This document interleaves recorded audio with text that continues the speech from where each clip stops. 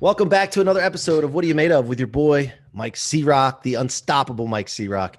Guys, go get that Rocket Fuel book, mikecroc.com/Rocket Fuel. Learn how to convert setbacks and become unstoppable. Grant Cardone wrote the foreword. He tells you what Rocket Fuel means to him. Go get that book.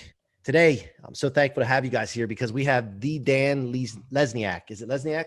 Yeah, you got it, buddy. Lesniak. My last name's not easy either. So he's a billion-dollar real estate agent, best-selling author, investor, developer, and coach. Dan's hyper-local strategy led to one of the fastest starts in real estate with over 22 million in sales in his first year. Since then, Dan and Carrie Scholl's combined team has grown to 80-plus members and sells over 400 million in volume annually. And as I say that, Dan's like, yeah, I got it's old news to you now, isn't it? It is. You just gotta keep pushing ahead, and I like to say, be content but not satisfied. So. Exactly. I love that. I say that all the time. So let's start the show the way we always do, Dan, with the question: what are you made of? Perseverance, man. I think everyone goes through struggles in life. I know you do a good job of highlighting with your guest the tough things that we got to go to get to where we are. And people like to look at the mountaintop a lot of times, right, and the view from out there, but they don't like to focus on the journey and what it took to get there. And you read off of some great stats there at the beginning. $500 million in annual sales, and now we've got a development pipeline of 150 condos in DC, really good condos, and things are going great, but it didn't start that way for sure. I didn't even get into real estate until I was 32. So it took me 12 years after college. I was in the Navy, thought I was gonna get this great job coming out of that. I went to business school, all these things to kind of fill in or check the box, if you will, right? The corporate world, the W-2, the JOB, all of that. And I ended up coming out of business school 2010 and interviewed like 55 times for strategy consultant firms. Thought that was my golden ticket. That was kind of the way I'd been taught by my parents and society, and didn't work out. So you can imagine going through that 55 interviews, no job offers. 2010 wasn't a good time for the corporate world, but still that was tough. And I kept asking these guys, these really smart interviewers, like, why am I not getting the job? What would it take to get it? And they said, well, we think you've got the technical abilities, the operational abilities, but we don't think you have the sales skills, right? Because part of the job is you got to go out and sell. So I said, all right, well, what do I need to do to get another crack at it? And they said, go out and get an unrelated experience that you haven't done before that you think would develop that. So I'd been an investor in real estate, casually, kind of on the side. I thought I'll get my license, help out a few friends or family, and got my license back in 2011, and I started selling full time. And about 3 months after that, and that never was the plan. I just got a lot of business and ended up quitting the job I did have and going full time, and sold 22 million that first year. And so I got to stop you there for a second. Yeah. In 2011, I was in the mortgage business. I still have a large division I run. I work on the business, not in it. 40 some employees, but I was in 2011 is when I went out and stopped being just a manager of a mortgage company group and decided to open branches and really blow up. I remember that it wasn't the easiest time. It was just coming back. But how did you do 22 million in your first year though? Like, they're saying you're not good at sales. I know that's a challenge. If you're like me, you're like, I'll show you. But like, so many agents come in and 5 million is a good year for them the first year. What happened? Like, how did you do that? Yeah, so I had a chip on my shoulder about it, that's for sure. And I had a really niche strategy. So I had a job, a decent job. It was just like a boring job where you get a 3% pay raise a year. And, I wasn't excited about it. So I thought, I'll do this on the side. And first I thought it would just be like friends. And then I thought, well, maybe I'll sell to my building. I lived in a condo building, 190 units. And I thought, you know what? With my job, it'd be better just to focus like on this one building, so I don't have to go all over town and, you know, try to hit up all your friends and family the way they like teach you to start off in real Right. estate. Right. Right. So I focused on the building. It was about year 4 of the building's life. So they sold out about 4 years prior. So resales were starting to come, you know, that's about the time churn starts to happen, but the inventory was super low in the market.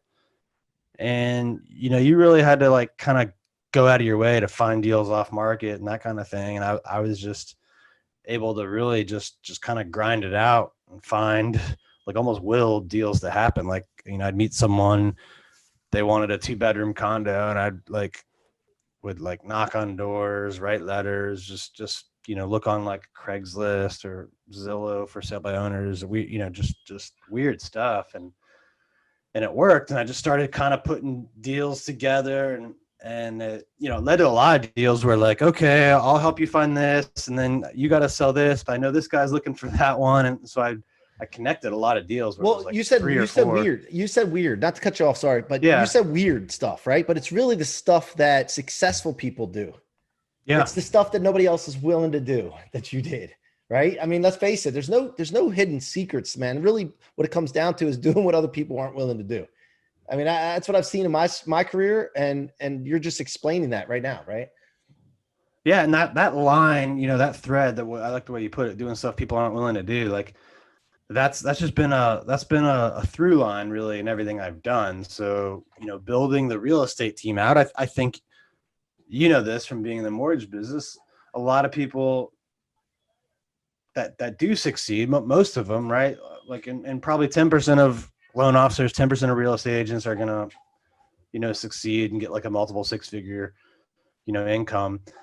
But I think almost 90% or more of those that get to that level kind of stay there, and they don't hire, they don't grow, they don't expand. And so I wasn't afraid to like mess that up either. Right. So at the end Yeah. of year 1, I started hiring.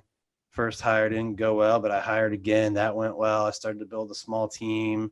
I started to work on other sources of income. Like I started to build a title company. First one didn't work out. Second one did. You know, constant kind of story. And, you know, a year after that, I met my wife, who was also building the team, and we kept growing, expanding, and just doing Grinding things it, that other people right? weren't doing. And, Yeah.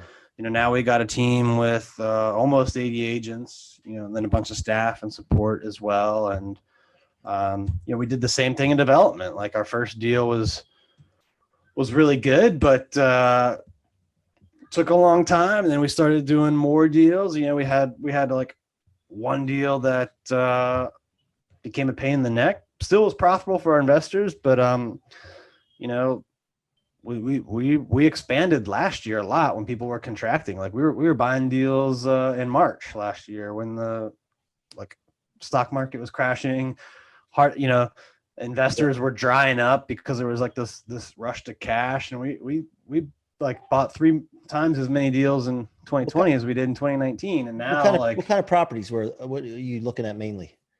we're doing Like, boutique condo buildings in DC, which is a really good place to be right now because one, people like new better right now than resale, and 2, people like smaller buildings better than the large ones with a lot of common areas and amenities. So you know, we're exiting our first deal that we bought last year in about a month, and we've already pre-sold 4 out of the 6 units at like 10% above our pro forma. So like, but again, that's even for myself right now. It's, you know, everything's going really great on the development side, but I kind of forget how hard it was to get cash and loans and all of that a year ago. Like right. it was So take us back there. So what kind of like I always talk about this feeling I get in my chest when there's a tough time or something hits you like a ton of bricks or let down or disappointment or some kind of crazy shit happens. And like how fast can you get out of that feeling and take action, right?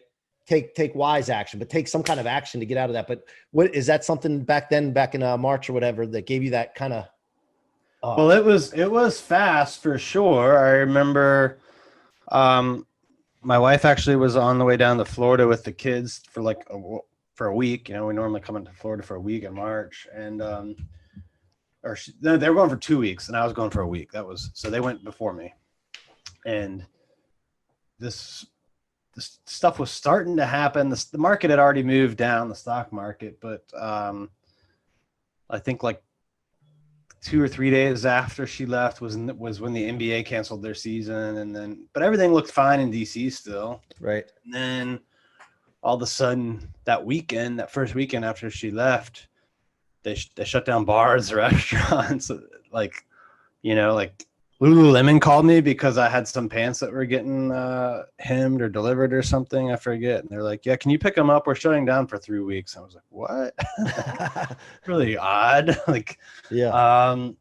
And I remember like with the team, the real estate team, we're like, look, we got to switch our buyer appointments to Zoom or at least give the option, which, and we sent out I recorded a training video, sent it out to our agents that weekend. And, we went from 70 appointments the week before to like 68 the next week, because they were all like on Zoom. So the business, even in the height of the scare, if you will, the inflow of new leads, appointments, all that stayed the same because we made that shift. And you did it really quickly. You acted quickly. Yeah. That's the sign of success right there. I mean, successful people acknowledge, accept it, don't deny it, don't get paralyzed by it, and then they take action, right?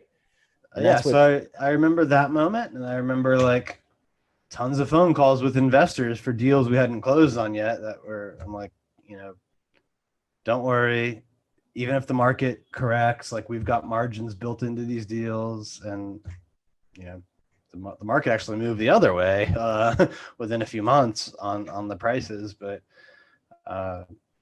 we loaded up on deals when a lot of people weren't able to get money or financing. And now like this spring, which I think is going to be a really good market in DC, we're going to have more new condo inventory than. Love it. I love to hear that. Than anyone. Yeah. I love to hear that. Now, a lot of places where we are located, the inventory is a problem. All throughout like the Eastern Shore. It's not highly populated areas, but like Millsboro, Delaware's blowing up now, and then up north, but there's a lot of inventory issues. But I'm looking forward to more building going on. Now, where did you get the hyper fast agent from? Like you have the hyper local strategy, which is when you went to the condo and said, look, I'm going to deal with this condo right here. Right. Yep. And then that's a hyper local strategy is what you teach people, right? You teach agents that is. And I thought the other component of it was moving quickly, right? Implementing fast. So that's how I came up with that. And the first book I wrote was called The Hyperlocal Hyperfast Agent. And a couple of years after writing that book, we decided to start an education company, which is what Hyperfast Agent is. So it's really just about taking massive action quickly. I like the slogan, ready, fire, aim. So like you're never, you're not going to get the perfect solution. Yeah. So get something that's generally correct, take action, get yourself, get your organization, get your stuff moving in the right direction, and then track, analyze, and adjust along the way. Yep. Now, who's your mentor, or who was your mentor in the past? Like, obviously you have some ingrained in you, some of the hustle muscle, but who's the people that you looked up to in this business here? I've had a lot of people that I've, read their books, gone to their training programs. So there's a ton of people I could say: Tony Robbins, Russell Brunson, Grant Cardone. I've gotten to interact, with all of them, and they've all helped in different ways. Yeah.